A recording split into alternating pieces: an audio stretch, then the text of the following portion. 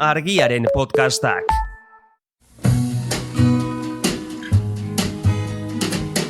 Don't know much about history. Don't know much biology. Don't know much Hau, oroimen histerikoa da. Historia diren istorioek txoratzen gaituztenon podcasta. But I do know that I love you.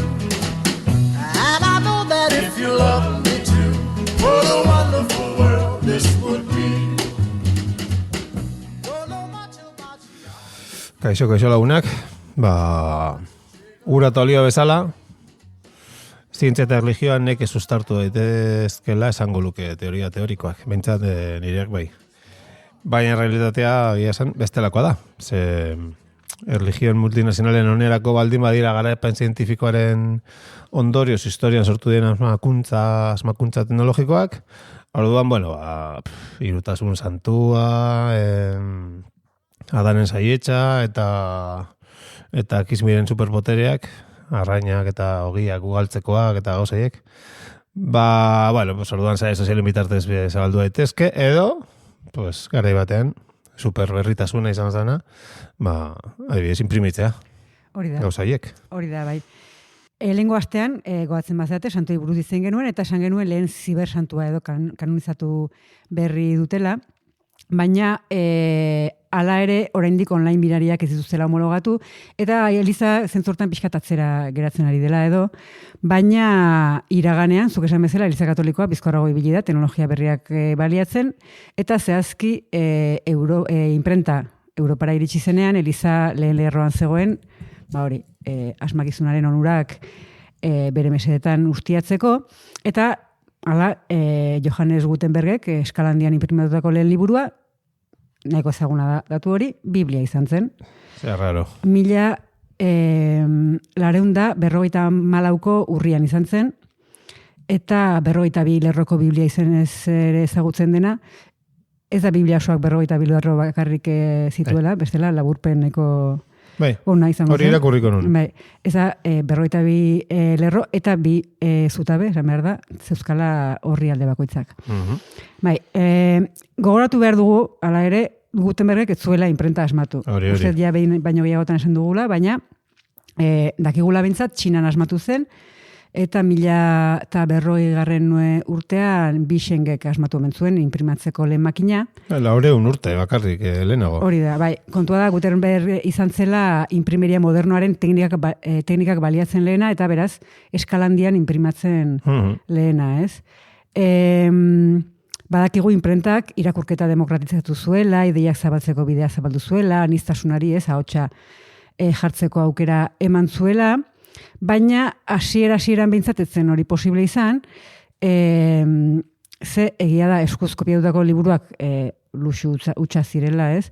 Baina lehen liburuaiek ere ez ziren merkeak, eta gainera herritar gehienek ez zekiten irakurtzen. Hori da. Eta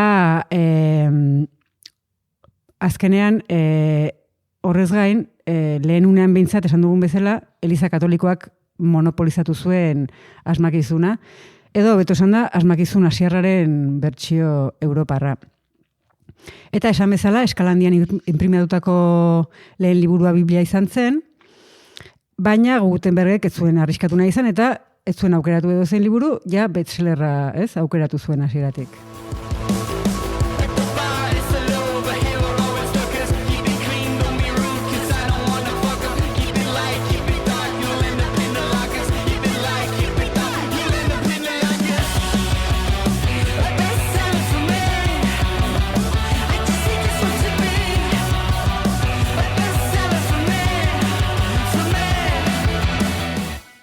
Nahiko segurola zela Gutenberg. Ez dakit beste aukerarik ere emango zioten, baina... Ja. Esan bezala, bere garaian dagoeneko Europan libururik edatuena zen, Biblia. Eta gaur egun ere ala izaten jarraitzen du. Britainiar elkarte biblikoaren arabera, Britainiarra eta biblikoa. Bueno. Baina, haiek aztertu dutenez, historian zehar, 5 eta 7 mila milioi ale inguru saldu dira. 5 eta 7 mila milioi. Mila milioi. Ja. Gaur egun munduan bizi garen beste, kasi. Bai. 7 mila, 8 mila. Eta errekordren Guinness liburuaren arabera, 2020an 100 milioi ale saldu ziren, 100 herrialdetan eta 23 hizkuntzatan. Hori da errekorra? Historia osoan? Ez, hori da gaur egun daukana. Imaginatzen dut, duela urte batzuk, imaginatu nahi dut, gehiago saltzen zirela, baino ez dakit. Ja, 2020an, eta gainera horiek 100 milioi dira, esan du, 100 herrialdetan bakarrik eta 23 hizkuntzatan, hizkuntza nagusiak izango dira nagusik, ez? Eta ez dut uste gurea bezalako hizkuntza gutxituetan milaka ale salduko direnik, baina batzuk salduko dira, seguraski. Bueno, guk etxepareren gero horrekin ja badugu nahikoa. Nahikoa zigor. Gutenbergek Bibliaren 180 ale inprimatu zituen, eta orain kopuru oso txikia iruditzen zaigun arren, historiako lehen bestsellerra izan zela, ofizialki esan daiteke. Lehen liburu izan da ere, zekan zaila. Gutenbergen Bibliaren bezero nagusiak printzipioz kleroko kideak ziren, baina impresio masiboak, masiboa, 180, masiboa izan daiteke, bai. Horrek lagundu zuen Biblia fededun laikoengana ere hurbiltzen. Ez ziren asko, batetik, 15. mendeko Europan alfabetizazioa nahiko murritza zelako, ez? Gutxik zekitakako irakurtzen, eta irakurtzen jakiteaz gain, latina ere jakin behartzelako. Jode, erki. Eta gainera liburua etzen berkea. Hau da, etzen inolaz ere poltsikoko edizio bat, ez gaurko bestsellerra bezala. Bi liburukitan banatuta zegoen, guztira 1.300 orrialde inguru zituen, eta 30 kiloko... 30 kiloko Biblia, Esaten pisutxoa dela erlijioa. Bai. 30 kilos y me sobran para vacilar. Me sobran. 30 kilos y me sobran para vacilar. Ya todos quieren saber el motivo de esta historia, que solo con 30 kilos todo bailo y tengo novia. 30 kilos y me sobran para vacilar. Ya no ve cosa buena, yo voy a gozar. 30 kilos y me sobran para vacilar. Ya todos quieren saber cómo es que yo jubilo, que yo gozo y me divierto y solo tengo 30 kilos y me sobran para vacilar. Kontua da, hasieran kopuru txikia izan arren, gero eta laiko gehiagok izan zutela eskura Biblia, eta horrek eragina izan zuela, ez soilik Eliza Katolikoaren ideiak zabaltzen, baizik eta haren aurkako joarrerak edatzen ere bai, ez? Ondo. Ordura arte kleroak zeukan Biblia interpretatzeko monopolioa, eta imprentaren erruz, edo, imprentari esker, esan dezake gure bai. Monopolio hori galdu zuten nolabait, eta fededun laiko gutxi batzuk, eta gero eta gehiagok, beren interpretazio propioak planteatzen hasteko aukera izan zuten. Horazten da, multinazionala banatzen. Hori da. Hori izan zen Europan zisma protestantea piztu zuen txinparta? Pues ez. Bueno. Lutero piztu zuen, 1517an, ez, zisma piztu zuenean. Baina ura nolabait ere auspotzen lagundu zuen, ez, masa kritiko txiki bat osatzen lagundu zuen Biblia hark. Eta gerora protestanteak ere imprenta erabiliko zuten katolizismoaren aurkako testuak zabaltzeko. Eta baina hori, esan bezala, hori gero gertatu zen, ez? Hasieran monopolioa Elizarena zen, eta Gutenbergek bere imprenta martxan jarri zuenean, esan dugun bezala, tramankuluaren monopolioa berea zen, eta lehen liburuaz gain, lehen imprimaki ofiziala ere, beraiek Elizak enkargatu zuen. Lehen flyerra? Bai, ez dakit, flyerrak eduakoak izaten dira, eta hau ez, 1954ko urrian bertan izan zen, eta horregatik zalantzan dago, batzuk eztabaida ere piztu dute, zin izan dute zen lehena imprimatzen. Biblia, ala hau. Imprimaki hau, ala Biblia. Kontua da, seguraski, batzuk esatu dute, Biblia lehenago hasi zela imprimitzen, eta gero imprimaki hauek, baina imprimakiak erresagoa direnez, lehenago bukatu zutela, kontua da bateratxo. Batera zirela biak, eta esan bezala, Erromako Elizaren enkargoa izan zen, eta inoren harridurarako dirua eskatzea zuen.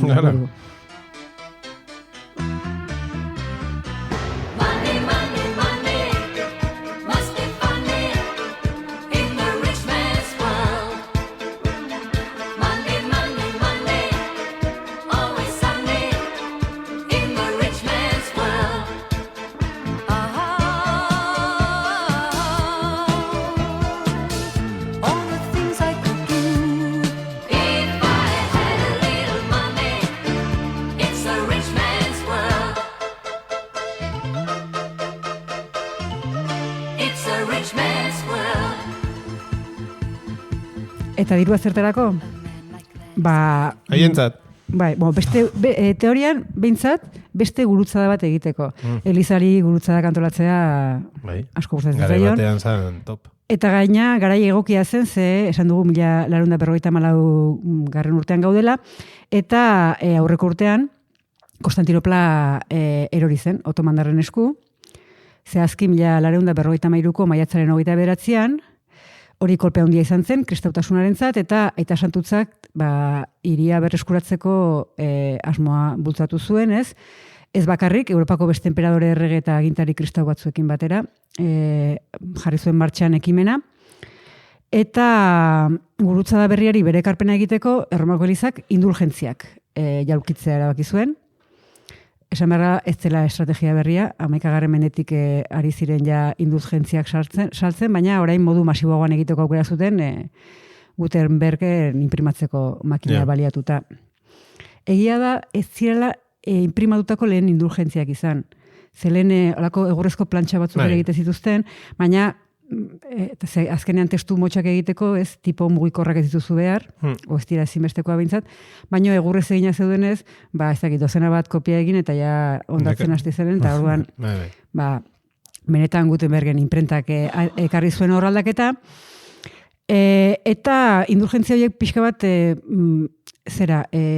funtzionatzen zuten, Bigarren Mundu Gerran zenbait herrialdek gerra bonuekin egin zutena, ez? Indulgentzien kasuan, egia da, gerra bonuekin ez bezala, afera lurtarrak eta zerutiarrak nahasten zirela, ez? Hor, nik uste, Eliza multimedia, transmedia... Trans, Eliza, Bai, media, media. Hau da, Elizari diru lurtarrez ordaintzen zitzaion, eta horren truke, erosleari barkatuko zitzaizkion, baina zeruan. Itxaron behar pizkat. Hori da, bai. Agian, bide berean, ez? Erresten zuen pekaturako bidea. Zen edo gurutza dara jun, boleto asko hor hiltzeko, eta segituan ja, barkatuta zaude, ja. Bai, baina kasu honetan etzan posible izan, ikusiko dugunez. Egia da, ez dakigula indulgentzia hoien, zehatz hoien prezioa, ze imprimakien ez da agertzen. Prezioa ez da agertzen? Ez, eta ez da agertzen prezioa progresiboa izan oizelako, zergak bezala. Nola baina? Bakoitzaren almenaren araberakoa.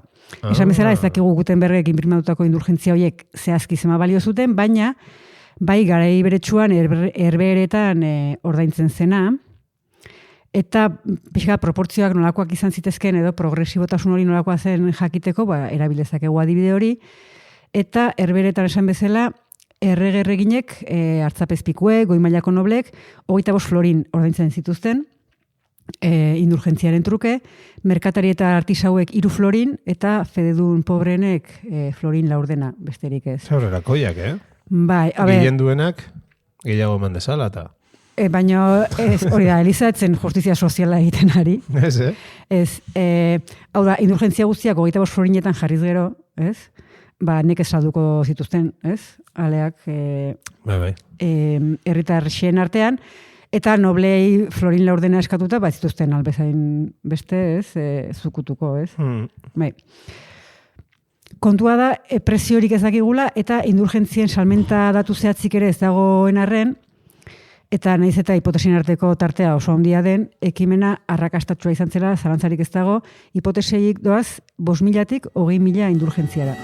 Aita San Pedrok dio, aizer pazientzi, zeruetan astorik ez nuen lizentzi, baina sarrera honi nola galerazi, kabrestuan dakazki amar indulgentzi.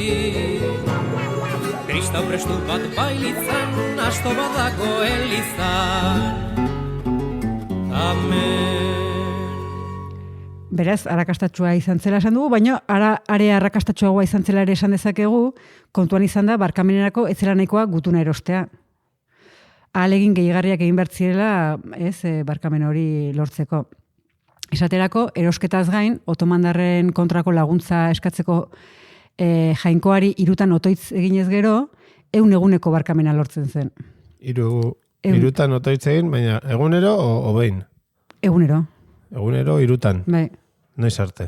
Ez dakit, 100 egunetan agian. Ez dakit.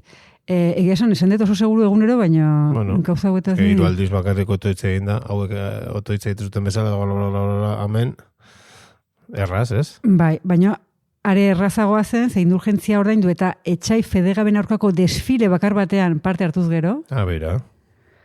Desfile? 7 urteko barkamena lortzen zen. Ostras, 7 ondo do, Bai. Desfile baten, ontxe? Bai. Galarik onena jantzita. Ekainean, orgullo garaian. Hori, torri zai. Transmedia esan duzulen, pues. Transmedia totala, bai. Beraz, ondorizatu daiteke, ahalegin publikoek pribatuek baino asko gehiago balio zutela. Nonbait. Egia da, 3 edo 17 aldiz otoitze egiten zenuen ez, inorketzuen ezin zuen baieztatu, ez? Eta desfilean zenukan presentzia, pues, bai. Yeah. Baina beste aukera bat ere bazegon, eta da zuzenean gurutzadan parte hartzea. Bai, hori.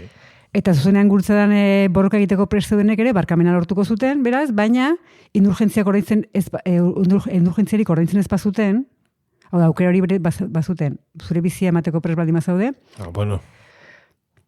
Baina sakrifiziorik handiena egin arren, voluntarioi 2 urteko barkamena besterik izaien emango. Gurutzadan parte hartzen truke? Indulgentzia pagatu eta desfilea 7 urte. Gurutzara da jun, bertan borrokatzea, 2 urte bakarrik. Eta gian gurutzadan ematen altzen nuen, pues, 5 urte. O 6. Edo 0. Edo 2 egun. Irizpide horiek garbi azaltzen dute neurri batean gurutzadaren emaitza. Zazien izan zen emaitza? Azkenean ez zutuela abian jarri. Eta azkenean agirean uzten dute ere, Aita Santuzaren lehentasuna. Diru bilketa, Kristau Federaren aldeko borrokaren gainetik. Bueno, txin. Hori legez, hori bai ez dela aldatu. Ez. Imprenta eta sare sozialak eta goza, baina hau honek bere horretan jarretzeo. Argiaren podcastak. Podcast hau libre eta doan zabaldezakegu Argiaren komunitatea osatzen duten milaka lagunek proiektua diruz babesten dutelako. Zuk ere kazetaritza independentea babestu nahi baduzu, egin Argiako kide.